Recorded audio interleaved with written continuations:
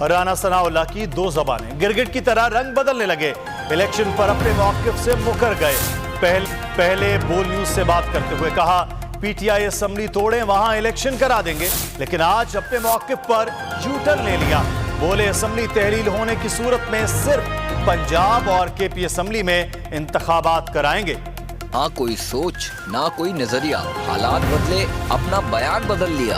Rana Sanaullah election पर अपने साबिक मौक़िफ़ से फिर गए। ये हैं वफाकी वजीर दाखिला, बड़े तकब्बुर के साथ, बड़ी मूंछों के साथ बोल न्यूज़ से गुफ्तगू में बड़क मारी। इमरान खान असेंबलियाँ तोड़ें, हम कौमी असेंबली भी तोड़ देंगे, आम इंतखाबात करा देंगे। जाए सुबह जाके स्पीकर को कहेंगे जी हमारे इस्तीफे एक्सेप्ट करें और केपी के और पंजाब असेंबली तोड़ दें।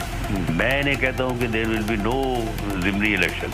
ऐसी सूरत में जनरल इलेक्शन होगा। ये दावा कुछ दिन भी ना बरकरार रह सका। फौरन जुबान बदली, मौक़िफ़ से मुकरे और आज कहा केपी और पंजाब असेंबली तहलील हुई तो सिर्फ इन्हीं सूबों में इंतखाबात कराएंगे।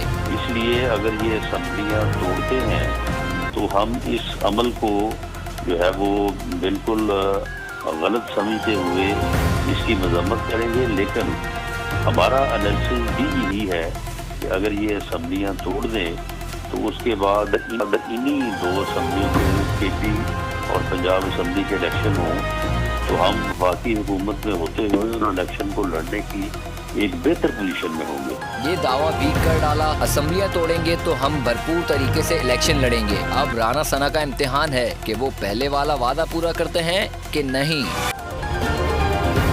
अगर ये वीडियो आपको पसंद आई है तो हमारे चैनल को सब्सक्राइब कीजिए और बेल आइकॉन को क्लिक कीजिए।